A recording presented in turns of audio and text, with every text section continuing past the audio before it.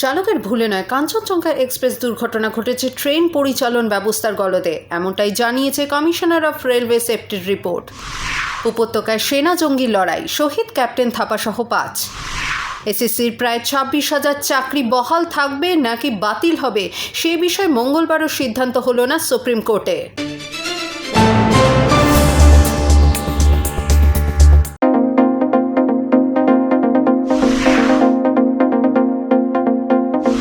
চালকের ভুলে নয়, কাঞ্চনজঙ্ঘা এক্সপ্রেস দুর্ঘটনা ঘটেছে ট্রেন পরিচালন ব্যবস্থার গলদে, এমনটাই জানিয়েছে কমিশনার অফ রেলওয়ে সেফটির রিপোর্ট।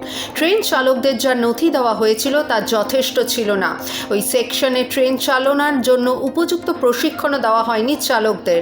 ওয়াকিটকির মতো গুরুত্বপূর্ণ ডিভাইসও ছিল না, উল্লেখ কমিশনার অফ রেলওয়ে সেফটির রিপোর্টে। ওই সেকশনে ট্রেন স্পিড লিমিট নির্দিষ্ট করা বলা ছিল না।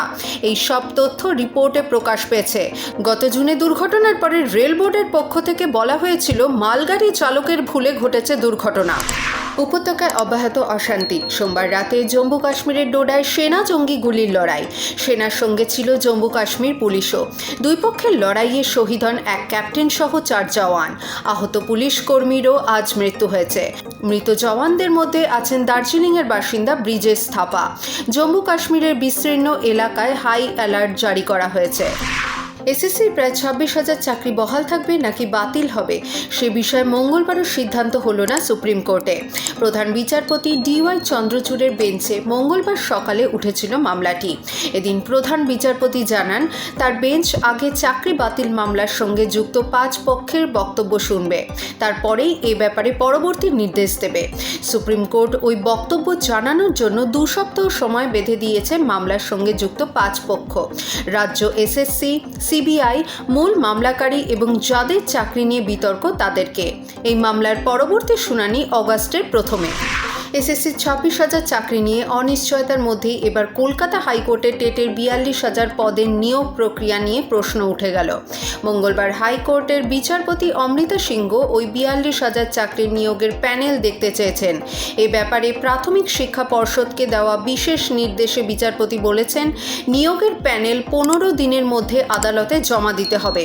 30শে জুলাই এই মামলাটি আবার শুনবে আদালত। বর্ষা এখনও ঠিকমতো আসেনি, তার আগেই শহরে বাড়ছে ডেঙ্গু ম্যালেরিয়ার প্রকোপ। চলতি বছরে এখনও পর্যন্ত রাজ্যে ডেঙ্গি আক্রান্তের সংখ্যা 441। যদিও এখন ডেঙ্গুতে কারো মৃত্যুর খবর নেই বলে কেন্দ্রীয় স্বাস্থ্য মন্ত্রকের তরফে জানানো হয়েছে। পাশাপাশি এপ্রিল মাসের শেষে এ রাজ্যের ম্যালেরিয়া আক্রান্তের সংখ্যা দাঁড়িয়েছে 2164। এখনও পর্যন্ত রাজ্যে ম্যালেরিয়ায় আক্রান্ত হয়ে একজনের মৃত্যু হয়েছে। পূর্ব মেদিনীপুরের মন্দারমণিতে সমুদ্র স্নান করতে নেমে প্রাণ হারালেন 2 পর্যটক। পশ্চিম বর্ধমানের দুর্গাপুরের বাসিন্দা এই 2 পর্যটক। আরও এক পর্যটক এখনও নিখোঁজ বলে খবর। মঙ্গলবার দুপুরে ঘটে যাওয়া এই দুর্ঘটনায় নিখোঁজ আরও এক পর্যটক বলে খবর। দুর্গাপুর থেকে 6 জন পর্যটকের একটি দল মন্দারমণিতে সমুদ্রে নেমে তলিয়ে যান। হোটেল কর্মী সহ উদ্ধারকারী দল দ্রুত সমুদ্রে নেমে 5 জনকে উদ্ধার করেন। তাদের মধ্যে 2 জন মৃত বলে জানা গেছে। সামনেই শ্রাবণী মেলা, তারকেশ্বরে ভক্তের ঢল নামবে। সেই ভিড় সামলাতে একগুচ্ছ স্পেশাল ট্রেনের ঘোষণা পূর্ব রেলের। হাওড়া থেকে তারকেশ্বর ছুটবে স্পেশাল ট্রেন। ভোর 4:05 প্রথম ট্রেন ছাড়বে, পৌঁছবে 5:35। আরও একটি ট্রেন 12:50 ছাড়বে, পৌঁছবে 2:20। পূর্ব রেলের জনসংযোগ আধিকারিক কৌশিক মিত্র এমনটাই জানিয়েছেন।